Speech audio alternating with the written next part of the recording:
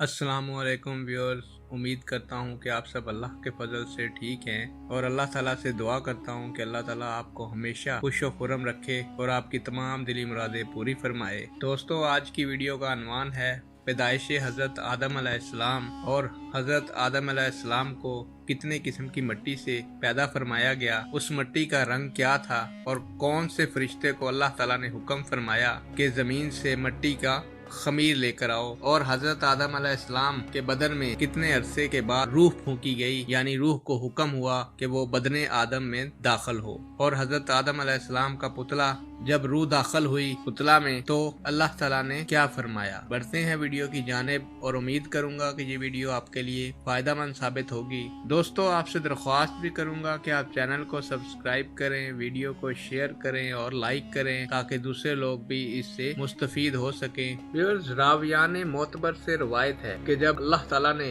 इरादा फरमाया खिलाफत हजरत आदम अलैहिस्सलाम को पैदा फरमाने का, तब अल्लाह ताला ने हजरत इजराइल अलैहिस्सलाम को हुक्म फरमाया कि एक मुट्ठी खाक हर किस्म की सुर्ख और सफेद और स्याह जमीन से लाएं। हजरत इजराइल अलैहिस्सलाम ने बाहुक्म खुदाबंदी एक मुट्ठी खाक रंगारंग की तमाम रूहे जमीन से जमा करके लाए और फिर हुक्म इलाही सादिर हुआ कि इसको मक्का और ताइफ के दरमियान रखा जाए, और अल्लाह ताला ने बाराने रहमत से इस मिट्टी पर पानी बरसाया और अपनी कुदरत कामला से हजरत आदम अलैहिस्सलाम का पुतला उस मिट्टी के खमीर से बनाया। तो दोस्तों, 40 बरस तक वो काले बेजान वहाँ पड़ा रहा। जब अनायत इलाही ने चाहा, यानी जब अल्लाह ताला ने चाहा हजरत आदम अलैहिस्सलाम का रोशन और मर्तबा और शराफत बनी आदम का तमाम मखलूक पर जाहिर हो, तब अल्लाह ताला ने रूह को हुक्म फरमाया कि बदने आदम में दाखिल हो जाए। लेकिन रूह लतीफ ने खाके कसीफ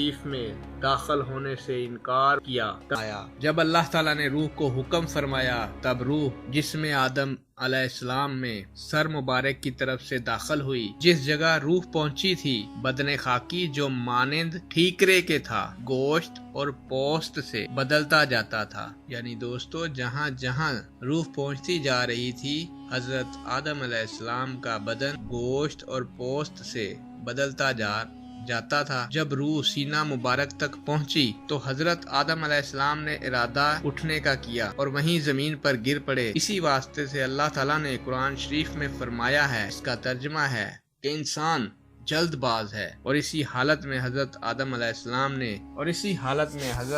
अलैहिस्सलाम छींके और इल्हाम इलाही से कहा अल्हम्दुलिल्लाह। उस करीम और रहीम ने इसी रहमत से फरमाया यरहमकुमुल्लाह। यानी दोस्तों, जब किसी को छींक आए तो छींकने वाले को चाहिए कि वो अल्हम्दुलिल्लाह कहे, और जो छींक सुने उसे चाहिए कि यरहमकुमुल्लाह उसके जवाब में कहे। फिर सबसे अव्वल जलवाए रहमत इलाही का शामिल हाल हजरत आदम अलैहिस्सलाम के हुआ और उनके तुफैल से नसीब बनी आदम के हुआ। दोस्तों, एक ये बात भी आपने रवायत में सुनी होगी कि फरिश्ते हजरत आदम अलैहिस्सलाम की पैदाइश के वक्त आपस में कहते थे कि जिसको खुदा ताला खाक से पैदा करके मस्तनद खिलाफत पर बिठाएगा तो वो हमसे खुदा के नजदीक ज्यादा अजीज ना होगा, और हम जो बारगाहे इलाही में दिन रात रहते हैं, इल्म हमारा इससे ज्यादा होगा। तो दोस्तों, हक ताला ने हजरत आदम अलैहिस्सलाम को अल्हाम करके हुक्म फरमाया कि फरिश्तों से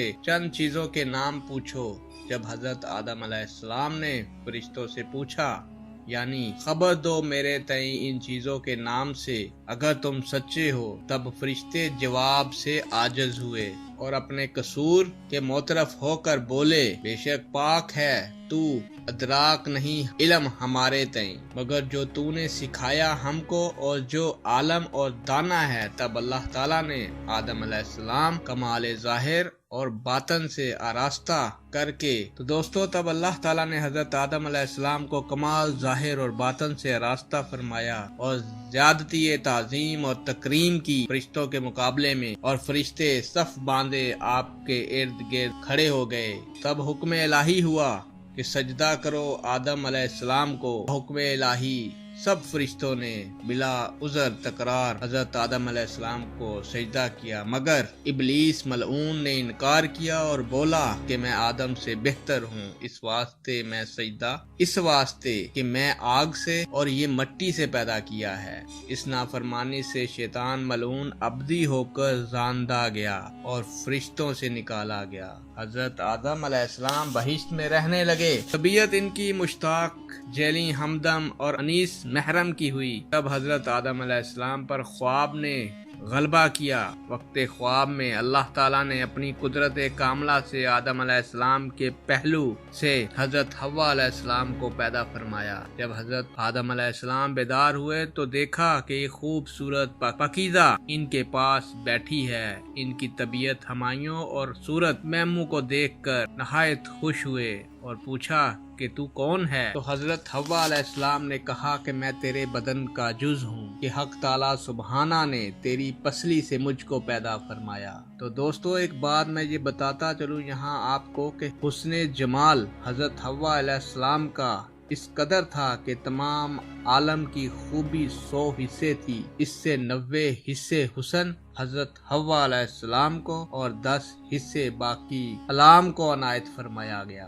तब आदम अलैहिस्सलाम सजदाए शुक्र बजा लाए। जनाब इलाही ने उनका अकद रूबरोहान अर्श और उसकान समावत के बांधा। तब बारगाह इलाही से दोनों को हुक्म हुआ कि ए आदम ओ हव्वा अलैहिस्सलाम, तुम दोनों इस बहिश्त में रहो और सब मेवे इस बहिश्त के खाओ, मगर इस दरख्त के करीब मत जाना, यानी गेहूं के दरख्त में से कुछ मत खाना। जब इब्लीस लान ने हजरत आदम अलैहिस्सलाम को सजदा ना किया और रांधा गया और फरिश्तों से निकाला गया, तो दोस्तों इस सबब से आतिश कीना और हसद के उसके बातन में शोले मारती थी और वो हमेशा इस तदबीर में रहता था कि किसी सूरत से बहिश्त में बैठे और आदम अलैहिस्सलाम को वहां से निकाले। पहले तो ताऊस से दोस्ती की कि मेरी दोस्ती के हक तेरे ऊपर साबित हैं और पहले हम तुम इस एक मकान में रहते थे। ये इल्तमास तुझसे है कि तू मुझको अपने बाजू पर बिठाकर बहिश्त में पहुंचा दे ताकि मैं अपने दुश्मन से बदला ले सकूं। ताऊस ने इस बात से इनकार किया और कहा, ये बात तुम सांप से कहो। तब शैतान ने सांप के पास जाकर कहा और अपने फरेब के मंतर से फरीफ्ता किया। सांप इसको मुंह में लेकर बहिश्त में चला गया। फिर इब्लीस हजरत आदम अलैहिस्सलाम और हव्वा अलैहिस्सलाम के पास गया और रोना शुरू किया।